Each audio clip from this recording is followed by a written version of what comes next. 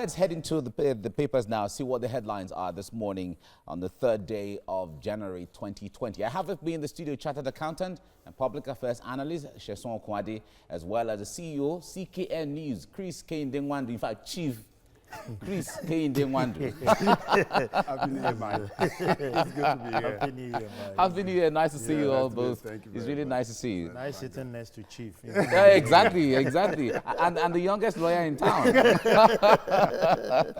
All right, let's see what the blueprint has now. That's where we're starting from. PDP BOT chair on 2023. My life in danger for not endorsing Atiku. Petitions DSS IGP says party yet to debate on presidency or decide on presidency. We will resolve it internally. That's the PDP is saying this. All right. The politics of 2023 has started as far as some of the parties are concerned. All right. That's the blueprint. News Direct is next now, and it says debt servicing gobs 399.8 billion naira in 11 months. That's the CBN is revealing this as MPC members back 7.5% VAT. Okay. Certainly this, Nigerians certainly will react to all of this. Now, the next paper now is Daily Trust, and it says 3,479 petitions filed in 4 election cycles despite reforms. And the breakdown there says in 2017 election, there were about 1,200 petitions. In 2011 elections, 727 petitions. In 2015 has the least there with 663 petitions, and 2019 has 807 petitions so far. And the way the paper breaks it down per region is really interesting. I guess this will interest my guests, especially talking from the areas of electoral reforms and all of that. We'll talk about it shortly. The Daily Times is the next paper now we'll go to look to, and the last one. On 2023, PDP behind third-term agenda. Oshiomhole alleges, that's the national chairman of the APC, dismisses call for his resignation as ruling party national chairman. Stop pushing APC third-term discourse. In public space, PDP replies, ex-Edo governor. All right, these are all political back and forth there. Now, gentlemen, this the story on the Daily Trust will interest you when it comes to, he says 3,479 petitions filed in 4 election cycles, despite various reforms. All right, we saw from 2007 to 2011 to 2015 and then 2019, we saw the progress that INEC made when it comes to the reforms. 2015 seemed to be one of the most significant or drastic year where Nigerians felt that that election spoke the mind or reflected the minds of Nigerians. And we saw how the number of petitions were less based on the breakdown. Now, these reforms, we still have petitions and petitions and petitions from parts of the country. Now, some would say that is the way to go. It is even better. We have petitions than having violence on the street. CKN, you want to start with this? Yes, I totally agree with you. A petition is always is part of electionary and the rest of them. Most often than not, people are allowed to seek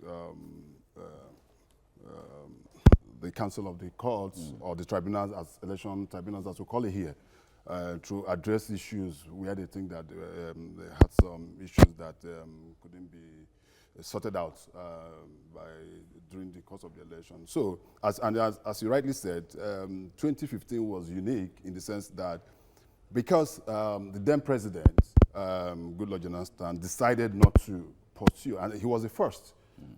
He was the first to do that because he wants everybody from from when we transited to the current democratic elections, you could see that from the first one and second ones, the loser of the presidential election decided to take it to the Supreme Court. And what followed is that it was the presidential candidate, every other person. Yes. Do you understand? Decide to go that way. So, but with what we are having now, I think part of it is that because the electoral reform that was passed by the National Assembly has not been signed by the president, and I think that is a big issue. That is a big issue. Until that is fully signed, all right, then I think we'll continue to have this. Now, Sheson, the issue there is, when it comes to these reforms, Nigerians are still yearning for more reforms of INEC, the way INEC approaches election, and some of the strategies it should put in place, and all of that. How much of this are you seeing going forward? Because there are staggered elections that INEC can experiment some of its strategies the way it wants. You see, if we look at the current trend of technology, I feel INEC still need to do more. You observe the way people are being attacked and not allowed to express their personal opinion during election. It's really worth it. And you discover that most of the elites that were criticized on the social media, more than 50% of them will not be out because they are actually scared of what will become of them after the election. But with the technology, IT in place, you can sit at the comfort of your home, do your voting, and nobody knows what goes wrong. So I feel that the level at which we should take these two with what we have now should be, and when you consider the economy, anytime we have an election, that period we grant the economy because we want to elect, and that will be back up with a series of violence. But with technology, you'll still be in your office, you cast your vote, nobody knows anything going on, and for that period. But a lot of people have said, even in the United States, people still come out to vote. So when it comes to electronic voting, although the INEC doesn't have the legal framework to do that right now. Yeah, but I think it's part of what they should just put. Unfortunately, we don't have the time now, but I know this discourse will continue as we get along. Sheson Kwade, no problem. Thank you very much for coming. Thank you. And CKN, thank you very much, Chief.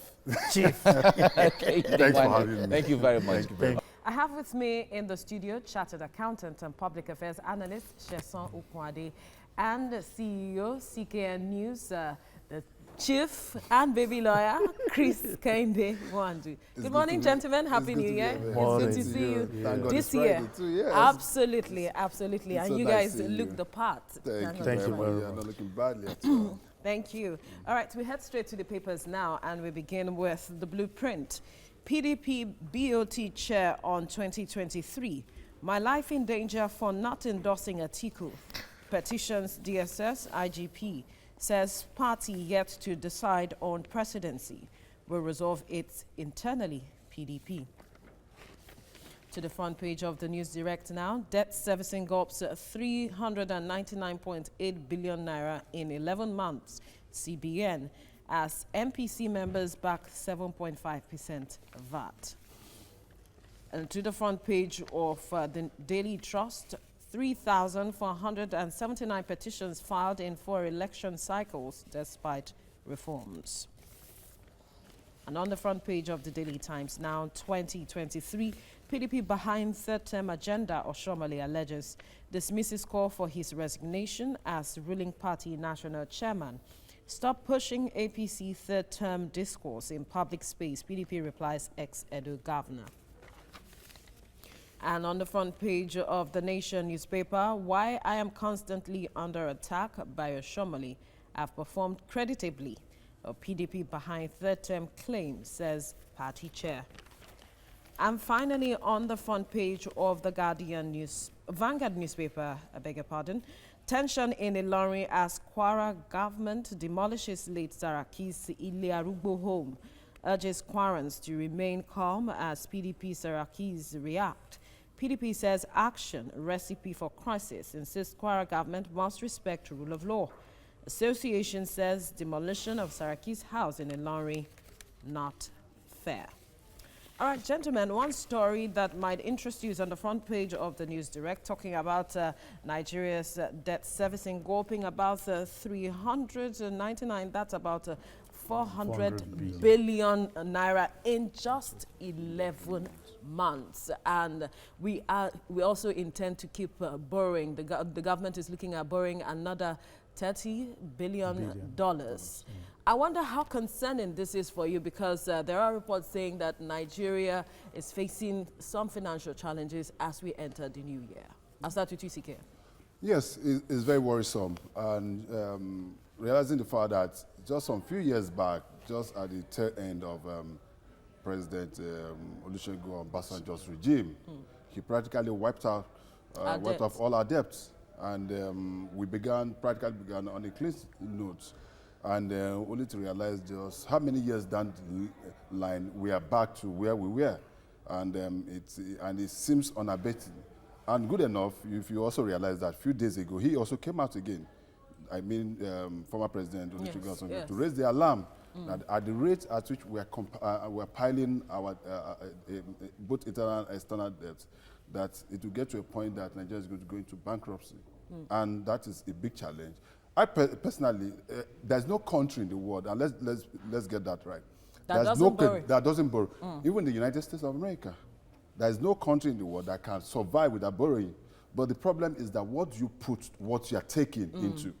If you use it in servicing debt, you use it in paying salaries of civil servants and the rest of them, flying globally and the rest of them, instead of infrastructure, then you are running into problem. Because if you put it into infrastructure development, that is supposed to yield certain profit as well for you that you can use in services. So, but if you continue, but the problem we are having in this part of the world is that what we just borrow, we use it to lavish and do the government will tell you that our GDP ratio to this borrowing is still within the range, and so there is no cause for alarm. Well, they say there is no cause for alarm. Who determines that percentage? And on what premises are they agreeing to that? If you're saying that the borrowing to GDP, you can see the level of impoverishment that we've seen as citizens and masses in this country. You see, like CKN said, there is no harm in borrowing. But what are we borrowing those funds for? And if we have that thing, you always see them like Obasanjo during his period, borrowed over $16 billion for power sector. Who has monitored? What growth have we seen in that perspective? Because while you are trying to borrow, there will be a plan, you know, that you would have put together, that this is what we want to use this money for, and this is the expected result at a certain period of time. But what we've seen is that we'll borrow the money, we'll start the project, and we'll never conclude it. And nobody is challenging that. And that's why we have so much infrastructure decadence that till today, we cannot do anything. Situation where you don't have infrastructure, what are you going to ride on? You don't have good electricity for you to make those. See, it's only in Lagos State. If you look at the power sector, it's only in Lagos State that you can either Lagos, Abuja, and Port Harcourt, that you can boast of having 15, 12 hours supply per day. How do you expect people to work? You've seen a lot of people who have gone to school, lot of artisans who can, you know, the informal sector that should contribute to the economy. But the point that we find ourselves now, can we stop borrowing? See, borrowing is not the issue. So how do we address this issue? Because we don't channel the funds we've borrowed in the right proportion, we'll continue to service it from those things. Take, for example, most people, federal government will always salvage the state by paying salary for people. Why do you recruit people? I don't think this organization will go ahead to recruit people when it can't pay for them. Why is the government? Because they have taken governance to be a point where you use it to settle your alliance, people that have helped you during election, when you cannot cater for them. So why do you go ahead and borrow? You all await juicy whatever from the federal government. There is no creativity from the federal government. Quickly, CK, and your final word on how do we move from here and the implications? Yeah, the mistake some people also make is to believe that it's only federal government that is borrowing. The states are borrowing as well. Yes. Most people don't know that. The states are borrowing. I remember there is a particular state that makes a request for to borrow certain external funds and the rest of them, and it got to the National Assembly. It was rejected, but later on they got it. The fact is that when you continue borrowing, look at the states. What is happening in the states? I just came back from the southeast. What I saw was so devastating to me. I couldn't believe it. Quickly, how do we move from here? You know, the best we can do is to be able to have a mechanism where we can be able to monitor what those funds that are borrowed, what they're being used for. Except we get that and get a platform where we can be able to monitor effectively what those money are meant for, whether they were used for what they are meant for. There have been instances where governors collect, look at the security force that collect. What do they use it for? Do you understand? So we must have a mechanism And once we cannot be able to meet that particular mechanism, then the state must be blacklisted. Even if it's federal government, if there are agencies of government that such money we are channeled into another, then it should be they should be blacklisted and not be allowed to borrow anymore. That is the issue we have now. But that whether we borrow, we'll continue to borrow. Continue to borrow. borrow. Borrowing is part of governance. Part of governance. It's All part of right, governance. gentlemen, we have to leave it at this point. Thank you for your contribution. Thank you very for much. having us. Let's see what the headlines are. I have in the studio with me on the first Friday of 2020, a chartered accountant and public affairs analyst, Jason Kwade. He is here, as well as the CEO, CKN News, Chris Kehinde Nwandu. In fact, Chief Kehinde Nwandu. Thank you very much. Nice to see you both. All right, nice to see you. Nice to be here. All right, let's begin with the Blueprint newspaper now. PDP BOT chair on 2023, my life in danger for not endorsing Atiku, and petitions DSS IGP, and says party yet to decide on presidency. We'll resolve it internally, as the PDP is replying to all of that right there. From the Blueprint, let's go to News Direct. News Direct says debt servicing gobs 399.84 billion naira in 18 months, in 11 months. That's the CBN, the Central Bank of Nigeria, is revealing that as MPC members back 7.5% VAT. Okay. From there, let's go to Daily Trust. Daily Trust says 3,479 petitions filed in 4 election cycles, despite all the reforms that had been introduced by INEC. Okay, and the breakdown of some of those reforms since 2017 had to do with the permanent voter cards, the smart card readers, the limitation of election campaign spending, and the capacity building for electoral officials, and 180 days for determination of election petitions by tribunals. So these are some of the reforms, and Nigerians still expect more going ahead. Now, from there, let's go to the Daily Times, and it's focusing on 2023. PDP behind third-term agenda. Oshiomhole alleges, that's the national chairman of the APC, dismisses call for his resignation as ruling party national chairman, and stop pushing APC third-term discourse in public space. PDP replies, ex-Edo governor. Okay. From there, let's go to the Nation newspaper now. Why I am constantly under attack by Oshiomhole. I've performed creditably.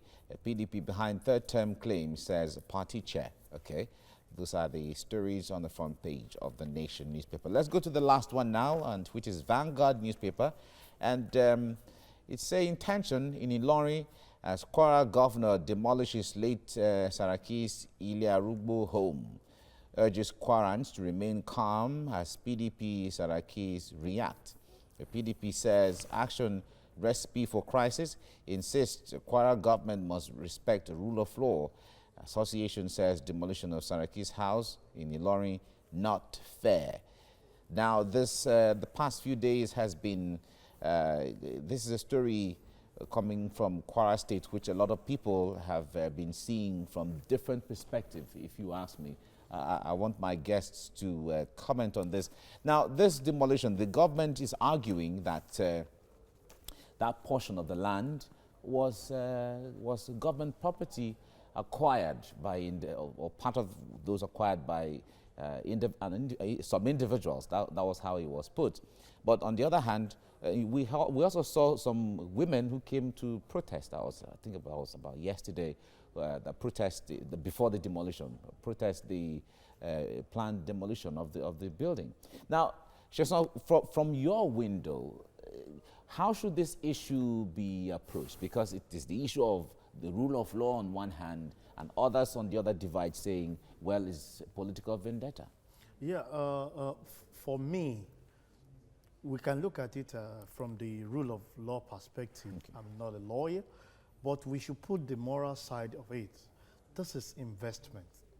Things were put together to put the structure. We're not talking of just a bare land.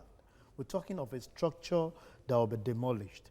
If tomorrow you've demolished it today, you're still going to use the taxpayers' money to set up a structure there.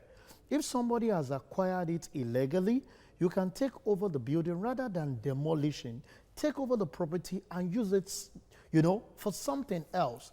Taking possession of, rather than demolish. You see, we are too wasteful in this part of this world. Everything will, and if you want to take it other way, I consider it as a politics of bitterness. If it is in alliance with people in their party, will this be done? No. But we should respect the fact that resources are put together to put structure in place. And if somebody has acquired anything illegally, rather than demolition, that can be used judicially for something else, rather than putting it down. That's my perspective about this. All right. Now, CKN, on the other hand here, there are arguments that it's possible the government wants to use that. It was reserved for a certain, because there are reservation of different portions and different sections of the state for different things. And that the government maybe now decides to use the portion of land for what it was, meant for. And the structure on the building will certainly undermine the plan that government has. The government, land in our law belongs to the government. Every land belongs to government. Every land belongs to government. So if the government wants to acquire it, all well and good. If it was illegally acquired, all well and good, but there are procedures that you take. Okay. That is one. Two, if the government of Kwara State are not mischievous in their antics, why would they go in the night to go and demolish the place? They went in the night with policemen, when practically everybody had. If there's no motive, political motive behind it, that's two. The third one, of all the problems that Kwara State is having, how come it's just the demolition of a house that is more paramount to a governor?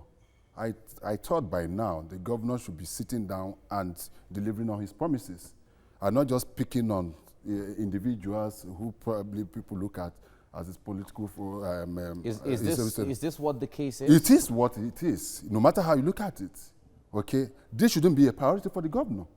There are so many. I served in Kwara State.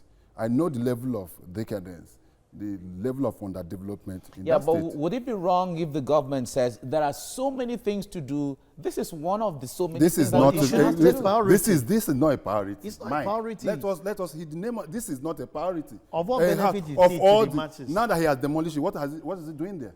What I'm trying to say is that what our political leaders have to understand is that each and every one of them have a particular point. It's just politics is just like a stage. You come, you add your part, and you leave. In 8 years maximum, this man will leave. Someone else will come in. It happened in my state, in Imo State. Rochas Okrocha at one point was more like the Lord in my state, with all the berberism. But today, where is he? So what people should understand is that try to leave a legacy that goes beyond you. You don't continue to try to make it impossible for people. All right, now, so I personally think that this is not a priority. All right, if we take our minds back to Abuja, when Governor of Kaduna State, Rufai, was the minister of the FCT, and he had to bring down buildings at the time, the argument at that time was that the Abuja master plan has to be put in place. Some of the buildings that were brought down were magnificent buildings, structures, edifices of all kinds. If the governor feels this is our state and we have to maintain the master plan, is there anything wrong in that?